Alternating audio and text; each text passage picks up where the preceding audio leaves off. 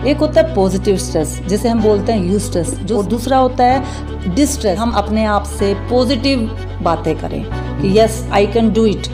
जो फेसबुक पे मीडिया पे जो आप लाइफ जी रहे हो वो रियल लाइफ नहीं है, वो वर्चुअल लाइफ है। वहाँ कोई आपका फ्रेंड नहीं है। महिलाओं के साथ बहुत अत्याचार हो रहे हैं, लेकिन वो महिलाएं क्या है कि अपनी आवाज़ को उठा नहीं पा रही, उनकी आवाज़ दबा दी जाती है।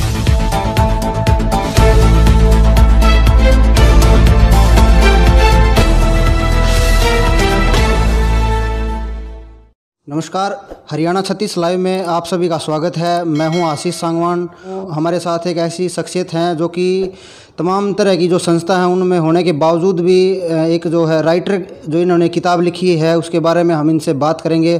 तो हमारे साथ मौजूद हैं डॉक्टर राज सांगवान। सबसे पहले तो मैडम आपका स्वागत है हमारे यूट्यूब चैनल हरियाणा 36 लाइव। नमस्कार आशीष जी, आपका बहुत ज़्यादा थैंक्स कि आप आए। और इस जो आज हम कहते हैं ना हमारे नीड ऑफ द आवर है, हमारे बहुत ज़रूरत आज हमारी युवा पीढ़ी को, इवन हर छोटे से बच्चे को भी हम कहते हैं कि स्ट्रेस हो रहा है।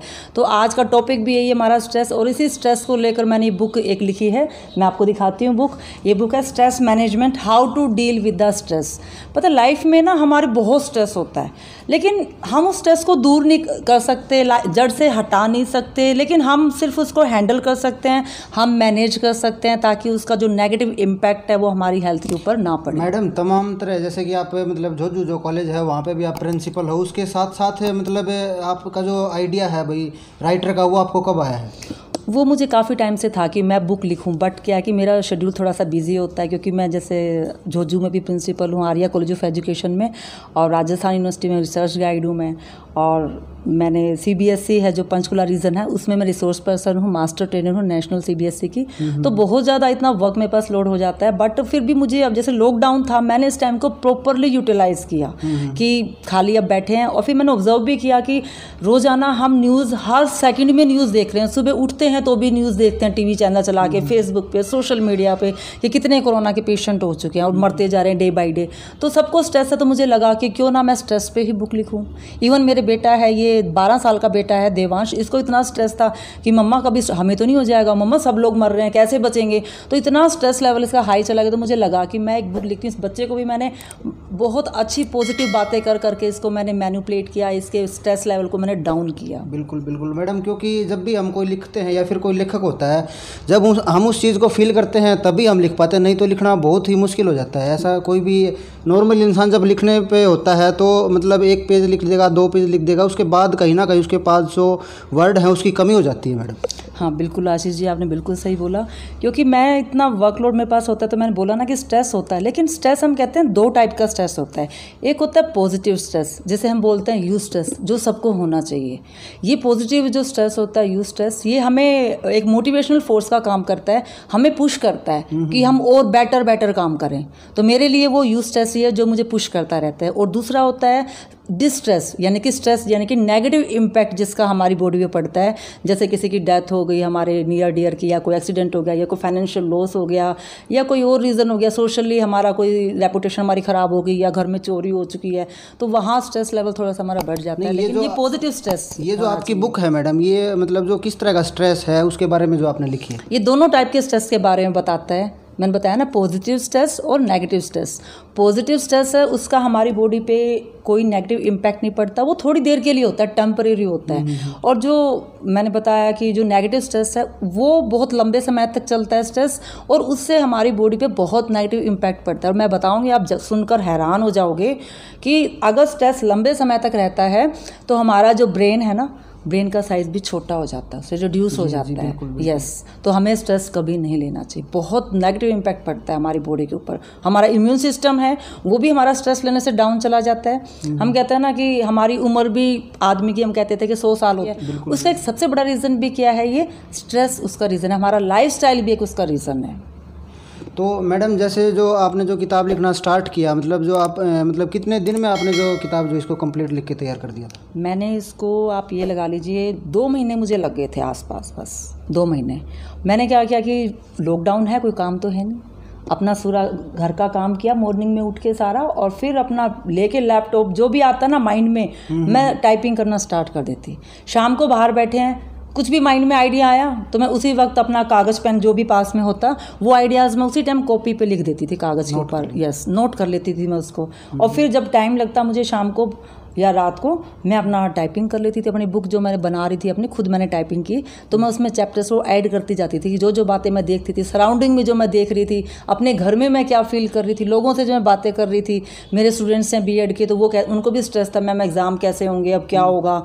तो वो बच्चे फीस भी नहीं दे पा रहे थे, कुछ जैसे जॉब भी कर रहे हैं प्राइवेट सेक्टर में, कहते हैं मैम हम फीस कैसे देंगे, हमारे पास पैसा नहीं, हमारी जॉब चलेगी। तो इतना स्ट्रेस लेवल। तो फिर हमने क्या किया कि एक उन बच्चों के लिए भी हमने एक वेबिनार कंडक्ट किया अपने बीएड के स्टूडेंट्स के लिए कि स्ट्रेस को कैसे आपने हैंडल करना है। क्योंकि स्ट्रेस एक ऐसी चीज़ है कि इसको हम पॉजिटिविटी के साथ हम इसको बीट कर सकते हैं, और कोई चारा नहीं है कि हम इसको जड़ से हटा दें, ऐसा कुछ नहीं है, बस इसको हैंडल कर सकते हैं हम। जैसे कोई भी हम काम करते हैं तो उसमें बहुत सारी जो परेशानियां हैं वो आती हैं, तो आपने जो बुक लिखी है इसमें आपको क्या परेशानियां जो है वो आई हैं? देखो, मैं सबसे सुनती हूँ कि लाइफ में बहुत परेशानियां हैं, बट मैं कहती हूँ कि मुझे कोई परेशानी फील ही नहीं फील हुई। उसका रीज़न है, क्या रीज़न है कि मैंने टाइम का प्रॉपरली मैनेज किया टाइम को। यानी कि टाइम मैनेजमेंट अगर आपका बेस्ट है, आपकी टू डू लिस्ट आपकी प्रिपेयर है, आपने पूरा प्लान कर रखा है कि आज मॉर्निंग से लेके इवनिंग तक या नाइट तक मैंने क्या क्या करना है एक्टिविटीज़, अगर आप उसको पेन डाउन कर लोगे तो आप टाइम को मैनेज कर सकते हो। तो सेम आई डिड कि मुझे इसलिए कोई परेशानी नहीं आई बुक को लिखने में, साथ साथ में ईजीली मैंने बुक को लिख दिया। बिल्कुल। और जब मैं लिखती गई अपने आइडियाज़ तो मैं खुद हैरान थी कि अरे मैंने तो बुक लिख दी, चलो इसको पब्लिश करवाते हैं ताकि जो मैंने लिखे हैं इससे औरों को भी बेनिफिट हो। बस मैं आइडियाज़ जो आता गया मैं वो सब लिखती गई सिचुएशंस को देख के। बस कोई पर्टिकुलर नहीं था कि मैं कोई राइटर हूँ, प्रोफेशनल नहीं हूँ, बट जब ये काम हो गया पूरा तो मैं खुद ही हैरान हूँ कि मेरे अंदर एक ये टैलेंट भी था।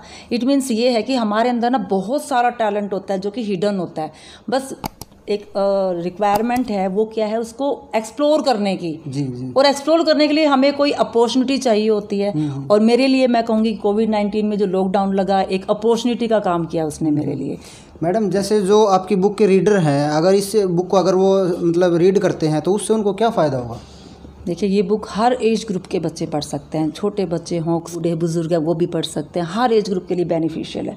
उनको बेनिफिट क्या होगा कि स्ट्रेस को कैसे डील करना है, कैसे मैनेज करना है, ये वो सीख लेंगे इस बुक से। इसमें मैंने बहुत सारी स्ट्रैटेजीज़ लिखी हुई है कैसे स्ट्रेस को हम कम कर सकते हैं। तो कुछ मैं आपको शेयर करना चाहूँगी आपके साथ कि जो सबसे पहली बात तो ये होती है कि हम अपने आप से पॉजिटिव बातें करें कि yes I can do it. कभी भी ये नहीं करना चाहिए कि मैं इसको नहीं कर सकता, क्योंकि जब भी कुछ हमारे सामने चैलेंज आता है ना तो सडनली माइंड में ये आता है, स्ट्रेस आता है कि क्या मैं इसको कर पाऊँगा अच्छे से, बिल्कुल क्या क्या परेशानियाँ आएंगी। क्योंकि कोई भी जब हम काम करते हैं ऑब्स्टेकल्स आती हैं, तो ऑब्स्टेकल्स बहुत सारी आएंगी लाइफ में और हमेशा आएंगी, कभी दूर नहीं हो सकती। बट हमने करना क्या है, पॉजिटिविटी रखनी है अपने अंदर जी। अपने आप से पॉजिटिव बातें कीजिए, आप कर सकते हो।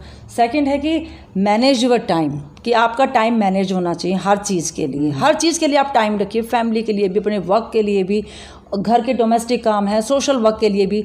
और इन सारे टाइम के मैनेजमेंट में हम एक छोटी सी चीज़ भूल जाते हैं और वो है खुद के लिए टाइम निकालना। हम खुद के लिए टाइम निकालते ही नहीं है, हम बस एक सुपरमैन बन जाते हैं कि मैं ये काम भी कर लूँ, मैं वो भी कर लूँ।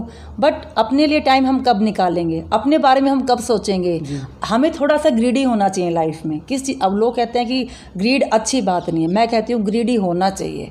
अपने लिए ग्रीडी हो जाओ, आपकी अपने बॉडी की आप केयर कीजिए, अपनी फीलिंग्स की आप केयर कीजिए। आपको क्या अच्छा लगता है, क्या गलत लगता है, आपकी लाइकिंग डिसलाइकिंग, उसके अकॉर्डिंगली आप अपना थोड़ा सा काम कीजिए। दूसरा, हम कहते हैं कि बैक्टीरिया होते हैं, बहुत से टाइप के बैक्टीरियाज होते हैं, हमारी मिट्टी में मिलते हैं, तो मिट्टी के साथ खेलना चाहिए। अच्छा। हम देखते हैं कि पहले हम बचपन में क्या करते थे, मिट्टी के साथ खेलते थे, मिट्टी के लड्डू बनाते थे, याद होगा आपको भी। और मिट्टी के हम घर बनाते थे, पैर के ऊपर मिट्टी रख के ऐसे, और घर बनाते थे पैर निकाल के। तो कितना मजा आता था, कभी स्ट्रेस होता ही नहीं था। हम इसलिए तो बोलते हैं कि बच्चों को स्ट्रेस कभी नहीं होता। क्यों नहीं होता? क्योंकि वो मिट्टी में खेलते हैं, और मिट्टी में बहुत सारे बैक्टीरियाज होते हैं, और उन बैक्टीरियाज में एक स्पेशल टाइप का बैक्टीरिया होता है जो टच करने के बाद हमारी बॉडी में चला जाता है, यानी कि नाक से या सांस लेने से कैसे भी, और वो जाके हमारे अंदर ऐसे केमिकल्स का सेक्रेशन होता है उससे कि हमें खुशी फील होती है, हैप्पीनेस फील होती है, स्ट्रेस गायब हो जाता है। तो हम कहते हैं कि हम किसानों की अगर बात करें तो देखो फसल पक के तैयार हो रही होती है और सडनली तूफान या कहते हैं बारिश आ गई, ओले पड़ गए, तो उसका स्टेट ऑफ माइंड आप इमेजिन कीजिए कितना हाई चला जाता होगा स्ट्रेस। बट वो उसको फिर भी मैनेज करता है। क्यों? क्योंकि वो मिट्टी में काम करता है ना, तो उसके अंदर वो बैक्टीरिया हैं जो उसके अंदर पॉजिटिविटी इंड्यूस कर रहे हैं। ठीक है। फिर हमें होना चाहिए कि एक सोशल सपोर्ट हमारे लिए बहुत ज़रूरी है। हम आजकल ये मीडिया एक जो आज का है ना, टेक्नोलॉजी हमारे पास आ चुकी है, तो टेक्नोलॉजी का एक साइड इफ़ेक्ट ये भी है, हम व्हाट्सएप यूज़ कर रहे हैं, ट्विटर वी आर यूजिंग, और हम फेसबुक चला रहे हैं। तो इन सब चीज़ों में हमने अपना सर्कल छोड़ दिया, हमारे दोस्तों से हम कट ऑफ हो चुके हैं, क्योंकि हम उसी पे एक वर्चुअल लाइफ हम जी रहे हैं। जो फेसबुक पे, मीडिया पे जो आप लाइफ जी रहे हो, वो रियल लाइफ नहीं है, वो वर्चुअल लाइफ है। वहाँ कोई आपका फ्रेंड नहीं है। फ्रेंड तो आपके रियल में है, जो आपके बचपन में साथ खेले हैं। आप थोड़ा सा समय निकालिए, सोचिए पहले ज़माने में जब आप बच्चे होंगे तो बड़े बूढ़े थे हमारे घरों के, गाँवों में चौपाल होती थी, किसी नीम के पेड़ के नीचे, किसी के घर के बाहर चबूतरे होते थे, वहाँ बैठ के हंसी ठहाके लगाते थे और खूब दिल खोल के हंसते थे। आज वो सब चीज़ें गायब हैं। आज तो कुछ भी नहीं है मैम, आज तो सारा कुछ गायब हो गया। बच्चे बिल्कुल घर से बाहर निकलने नहीं देते, माँ बाप जो होते हैं वो बच्चों को, या तो फिर बच्चे टीवी में रहते हैं या फिर मोबाइल में रहते हैं। टीवी और मोबाइल, टेक्नोलॉजी आ गई ना, हर चीज़ टेक्नोलॉजी ने ले ली है। हम बड़े बूढ़ों के पास बैठते थे, वो अपने एक्सपीरियंस हमें शेयर करते थे। आज आप छोटे से बच्चे से कुछ भी बताना चाहोगे, कहेंगे आपको क्या पता है, आप बैठ जाओ, आपके ज़माने, पुराने ज़माने की बात है, आदम के ज़माने की बातें हैं, आज ऐसा नहीं होता। तो ये सरासर गलत होता है। जो उन लोगों के पास जो एक्सपीरियंस था, लाइफ का अनुभव था, वो हम आने वाली जनरेशन को हम दे ही नहीं पा रहे हैं, क्योंकि आज की जनरेशन को फुर्सत तो मिल नहीं रही ना टेक्नोलॉजी से। बिल्कुल बिल्कुल। उनको तो वो अच्छा लग रहा है, पबजी गेम खेल रहे हैं, और सोशल मीडिया पे आप देख सकते हो कि इतनी चीज़ें हैं कि जो बच्चे के जो कंसंट्रेशन को और माइंड को डिस्ट्रैक्ट बहुत ज़्यादा कर रहे हैं। तो इससे जितना ज़्यादा अगर हम दूरी बना के रखें सोशल मीडिया वगैरह से, बच्चों के लिए उतना ही बेस्ट होगा। तो मैडम एक बार हम जो आपकी जो किताब है वो एक बार हमारे दर्शकों को दिखाना चाहेंगे कि मतलब क्या किताब है उसके बारे में। ये जो है वो किताब है मैडम की, आप इसको रीड कर सकते हैं और इनसे जानेंगे कि इसका जो लिंक है वो भी हमें इसका जो डिस्क्रिप्शन में, इस वीडियो के डिस्क्रिप्शन में डाल देंगे। अगर आपने रीड करनी हो तो वहाँ पर जाके आप रीड कर सकते हो। ठीक है। तो मैडम मैं एक बात और भी जानना चाहूँगा, जैसे आपने स्ट्रेस मैनेजमेंट जो किताब थी वो तो आपने मतलब लिख दी है। इसके बाद में अगर आपका कोई फ्यूचर में अगर कोई ऐसा प्लान हो कि हाँ मेरे को आगे जाके ये बुक लिखनी है, तो उसके बारे में क्या राय है? अभी मैंने एक बुक और लिखी है, domestic violence in the rural areas of Haryana against women. तो ये मैंने गाँव में बहुत देखा है कि महिलाओं के साथ बहुत अत्याचार हो रहे हैं। बिल्कुल। लेकिन वो महिलाएं क्या है कि अपनी आवाज़ को उठा नहीं पा रही, उनकी आवाज़ दबा दी जाती है। चाहे आज लड़की कितनी एजुकेशन क्यों ना कर ले गेन, चाहे वो हाईली एमएससी कर ले, नेट क्वालिफाई कर ले, चाहे गवर्नमेंट जॉब में कहीं भी ऑफिसर लाइन में भी लग रही हो, इवन देन घर में जब वो है तो उसके के साथ डोमेस्टिक वायलेंस तो हो रही है हर जगह। कोई अपनी बातों को शेयर कर देता है, कोई नहीं करता। और मैं इस चीज़ में बिल्कुल भी हेजिटेशन फील नहीं करती, क्योंकि मैं भी 3-4 साल आफ्टर मैरिज मैं भी गाँव में रही हूँ, तो मैंने भी वो डोमेस्टिक वायलेंस मैंने भी बहुत टॉलरेट किया है। और कहीं ना कहीं उस टाइम जो मुझे स्ट्रेस होता था तो वो चीज़ें भी मेरे माइंड में थी, तो मैंने सोचा कि मैं इस बुक में उतारूँ चीज़ों को, और वो मैंने डोमेस्टिक वायलेंस में लिखी हैं वो सारी चीज़ें, कि कैसे एक लड़की की लाइफ में कितने चेंजेस आते हैं और वो किसी से भी नहीं कह पाती है, ना अपने माता पिता से कह सकती है अपनी बातें, क्योंकि उसको इतनी टेंशन होती है कि मेरे माँ बाप बेचारे परेशान हो जाएंगे, और उनकी केयर करने के चक्कर में वो पूरी लाइफ ही बस एक दबी जबान में अपने सारे इमोशंस को, अपने टेंशन को, अपने स्ट्रेस को दबा लेती है अपने आंचल में और एक स्माइल बिखेरती रहती है। तो फिर ये जो आपकी जो बुक है मैडम, ये कब तक मतलब पब्लिश हो जाएगी, कब तक आ जाएगी? ये मेरी बुक अवेलेबल है, आप गूगल पे जाके वहाँ से गूगल बुक्स में दोनों बुक अवेलेबल हैं? हाँ नहीं, डोमेस्टिक वायलेंस वाली जो बुक है इसमें अभी आप लगा लीजिए अभी 2-3 महीने तो पब्लिश होने में लग ही जाएंगे, और जैसे ही पब्लिश होगी मैं डेफिनेटली आपको बताऊंगी, ताकि हमारे जो रीडर्स हैं जो बुक पढ़ना चाहते हैं वो उसको पढ़ेंगे और उनको आइडियाज़ भी मिलेंगे कि हमें कभी भी दबना नहीं चाहिए लाइफ में किसी भी मोड़ के ऊपर। हमेशा सच के लिए आपको फाइट करना चाहिए, चाहे वो सच आपकी फैमिली में हो या किसी और की फैमिली में। देखिए फैमिली एक साइड है, सब अबाउ ऑल हम क्या हैं, we are just human beings. तो be a good human being. तो ये चीज़ें मैं कर रही हूँ इन चीज़ों को, और मेरा ये भी एक सोसाइटी से भी मेरा काफ़ी कनेक्शन रहा है। मैं सोशल एक्टिविस्ट भी हूँ, खासकर लड़कियों के लिए मैं काफ़ी कर रही हूँ भी। इनको अगर पढ़ाई छुड़वा देते हैं पेरेंट्स, तो मैं उनके पेरेंट्स से मिलती हूँ, जाके भी पर्सनली मोटिवेट भी कर रही हूँ कि आप पढ़ाओ अपने बच्चों को, लड़कियों को पढ़ाओ। आफ्टर मैरिज क्या होते हैं कि लड़कियों को कॉलेज नहीं आने दे रहे, बीएड लड़कियाँ कर रही हैं, तो मैं उनकी मदर इन लॉ से भी बात करती हूँ। लड़कियाँ तो चाहती हैं कॉलेज आके पढ़ना, बट उनकी जो मदर इन लॉ हैं या फादर इन लॉ हैं वो उनको मना कर देते हैं कि कॉलेज में नहीं जाना। तो मैं उनसे पर्सनली बात करती हूँ, अगर वो नहीं मानते हैं तो मैं उनके घर जाके भी कोशिश करती हूँ। और अभी तक ये है कि मेरे पॉजिटिव एफर्ट्स रहे हैं सारे, तो वो सब बच्चों को भेजते हैं उन लड़कियों को, और लड़कियां बड़ी खुश होती है कि मैम आपके एक छोटे से एफर्ट से समझाने से मेरी सास मान गई और आज मैं कॉलेज में पढ़ रही हूँ।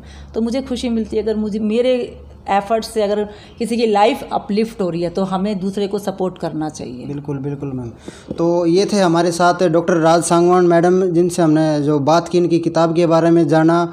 और आप भी सतर्क रहें, सजग रहें, स्वस्थ रहें, और अधिक जानकारी के लिए आप हमारे चैनल को सब्सक्राइब कर लें। इसका जो बेल आइकन है वो बेल आइकन भी दबा लें। तब तक के लिए जय हरियाणा, जय हरियाणवी, जय भारत।